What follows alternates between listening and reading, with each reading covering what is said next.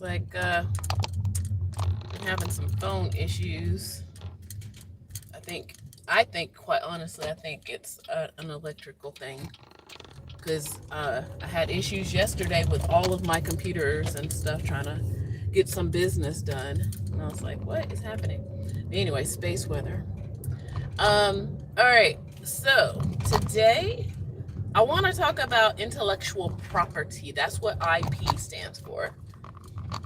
And the thing is, in this age of artificial intelligence, the one thing it can't do and is what can I say? How can I say this? All AI is a recorder and a mimicker. That's all it is. It will take it. It can analyzing is a upscale version of regurgitating information and processing. It cannot truly create on its own, as I see the firemen's about to leave. I wonder if I need to move over some kind of way. I don't know. I'm gonna wait. Hello, firemen. I can't wave at them. Y'all gonna have to stop.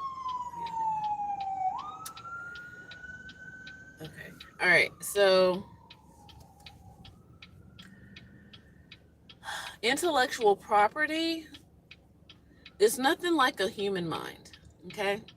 AI is nothing like a human mind because all it can do is store and record, store and record. It can't invent. That's the big secret that these tech bros fail to tell people. It can't invent. It can process, it can analyze. Okay? It still needs humans to interact with it. As much as what they are trying to build in us, out of us, is a storage bank of information. That's what they're looking for. That's why, they want people to, like, I don't know. That's why they're offering it for free, first of all. They're offering it for free for that reason. They want people to use it, can, like, put their whole life on it, so that they can have it. It's a free recording. It's a free recording. Okay? That's what's going on there. And IP itself is valuable. They know that. But they don't want you to know that. Your intellectual property. Let me tell y'all something. I don't think a lot of people know this, but Thomas Edison did not invent a lot of the things that he is credited for inventing. He had a team of people. Okay? He had a team. That means people he hired to work for him. And a lot of engineers know this model. Like I used to, I was seeing somebody years and years ago who was an engineer. Now he was able to patent some of his stuff, but in the end, it belongs to the company or whatever. That's what AI is looking to do, free of charge right now to everybody on the planet. That's what it's looking to do. Okay? Your intellectual property is valuable to them. And they don't want you to believe that or think that, that it is or not. I don't know. I don't want to completely demonize it, but what I'm noticing is that a lot of the things that's already been fed into it seems redundant. And that's how I know. I mean, as much as I do pay attention to the,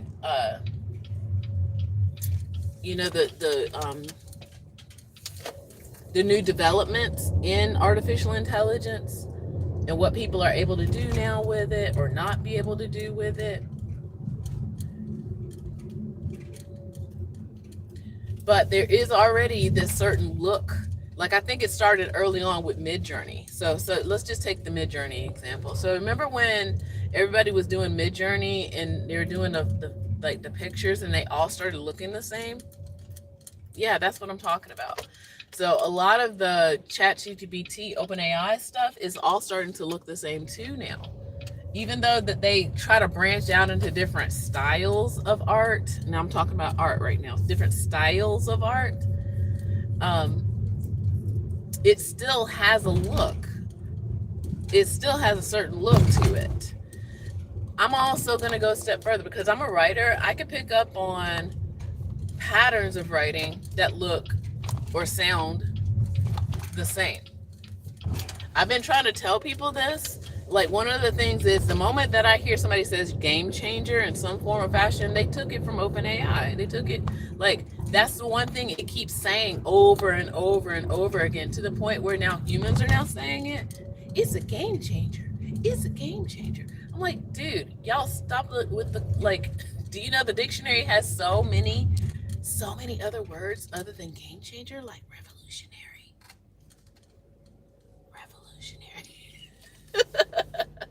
Instead of game changer. Just saying. Um, then even when people do, and I used to do copywriting, and copywriting just means the words that are on websites or sales, like, things that people read. Basically anything that's read, words on other forms of things like sales papers and things like that. So copywriting. But anyway, we're starting to see a lot of that, like, that basically even with the icons on it, y'all, like, that's how lazy some people are being.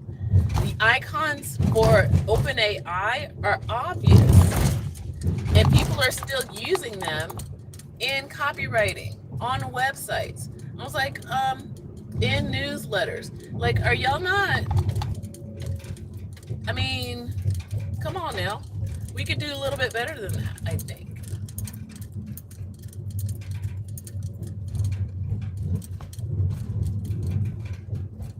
And that's what's happening. It's almost like what they call the tail eating itself, the snake's tail eating itself. It's like regurgitating the same stuff over and over and over again. Sorry, I'm driving past a circus. Literally. I'm in Atlanta, and everybody's wanting to go to the circus this afternoon. All right, so yeah, nothing's going to be unique anymore if everybody keeps using that. But that beast, that AI is so hungry for new material. It's trying to lure people into giving it that. And I, for one, don't want to do that. Okay? It's sad that now when I'm on certain social medias and I'm seeing some of my friends, and I could tell that they're using it, and I don't think they realize that they're using it. Maybe they might be using an app, but that app was built on OpenAI, y'all. That's the sad, scary part of it. It's like my friends are using it. They're musicians, and they're using it for building their posters and stuff. And I'm like, y'all, come on now. And the thing is, I used to do make my own posters for fun, for bands, for shows. I do my own posters. I would never want to do OpenAI for a band poster. I like the idea of creating it myself. In fact, I did. Like, the last one I did for the show I did in March. I did that myself. I did it on Canva, but I did it myself. I didn't type in some words and things started putting on there. No, I put it together myself.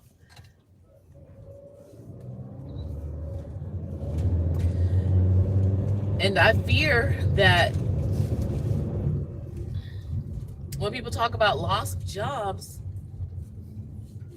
and because people are going to lose the talent, they're going to lose the skill. All right, I'm going to go this way. I probably should not have come this way. Ay.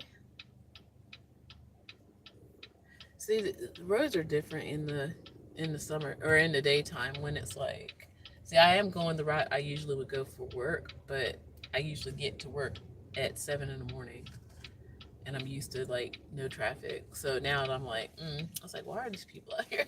Because it's daytime now. It's the daytime.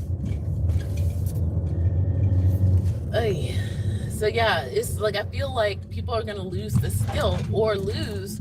But there is a word for that because somebody mentioned this like a couple of years ago when it came to technology in general. It's like if we're relying so much on computers to do everything for us, then we're gonna lose the ability to do things for ourselves.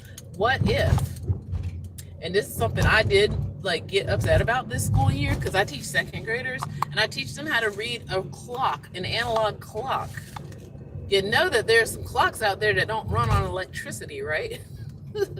What would happen if all the electricity went down and there's nothing but the analog clocks that are still running because clocks were around before electricity and they don't know how to tell time because they're so used to reading a digital clock all the time.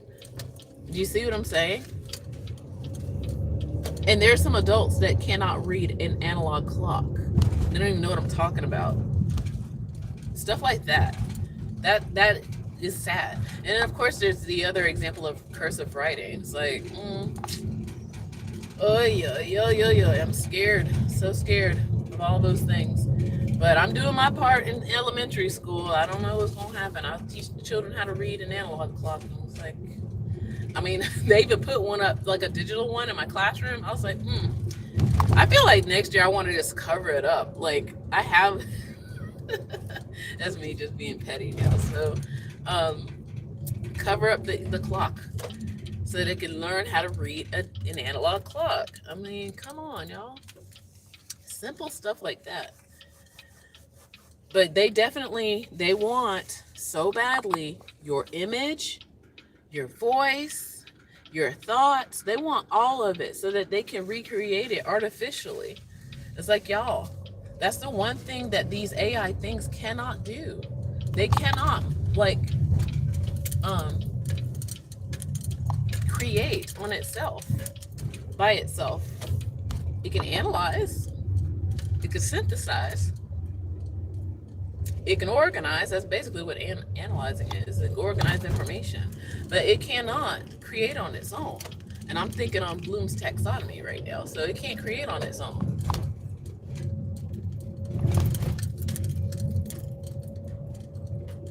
All it's doing is regurgitating what's already been fed to it. It can't do anything new.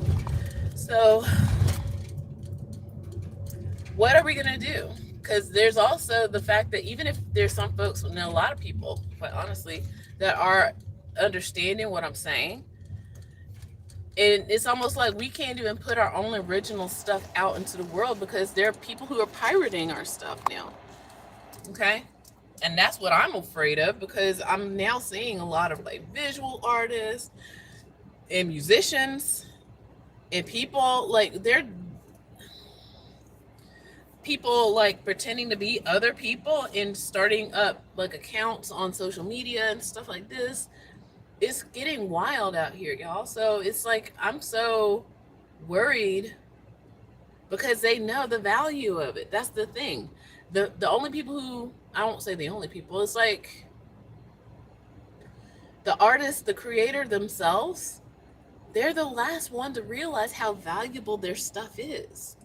We've been taught for so long that, you know, what you do isn't valuable unless thousands of people are like, no, it's valuable on its own. The computers, they want it. The robots want your stuff. And people know who are unscrupulous, of course, the ones that are looking for a quick buck. That's why they're preying on musicians and writers and artists right now and stealing their stuff, just straight out stealing their stuff so that they can quickly make some money off of you. Okay? That's what I mean by your IP is valuable. It is the treasure. All AI is just the vehicle. It's just the how can I explain this? It is the manpower, I guess without the man. It's the power, it's the energy, it's basically the machine that can put your ideas out there quickly and efficiently. But the idea itself, they can't do. All right, let's see if I can get around this truck. Let me around you, truck.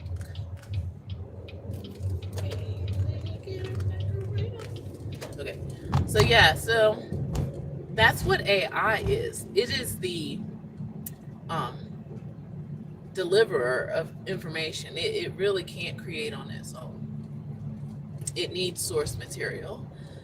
So as I start building my digital library of original songs, I will make every attempt to protect my work. Okay, I do not plan on building in public like some people are doing, and they thought that that would be helpful, but it's only helpful if I guess the platforms that you're putting it on are also being helpful, but they're not being helpful either. They don't care. Now there's policy writers right now.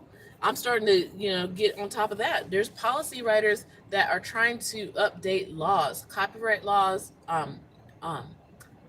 IP laws for creators, people who are making the things, because that is property. It is property.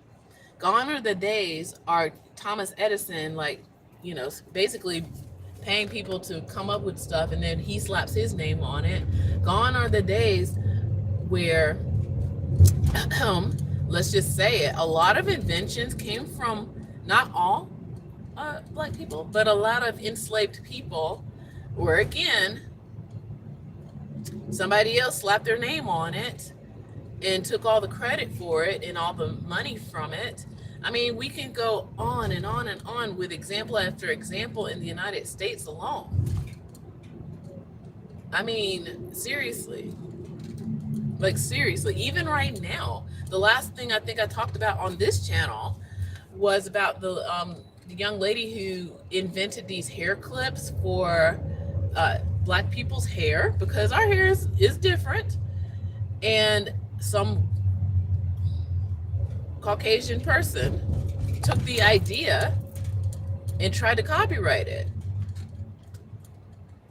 and trademark it and stuff. It's like, ma'am, it's like, you already got clips for you. It's like that. The whole point is make money off of people. She would have never come up with that idea, because her hair isn't her hair is her hair. But it's like,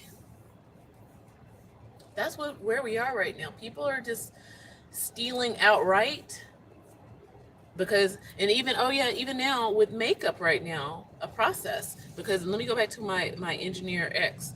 Like, he was a chemical engineer and he had patent processes, not necessarily things, but processes. That means how to do things. Okay, so when it comes to this makeup scandal with the Makeup by Esther and this other guy who's stealing from her, making a product and then saying, "Oh, I invented it." It's like, it's all coming together, y'all. It's like people are just stealing things they know that are going to work, because people are putting it through the process.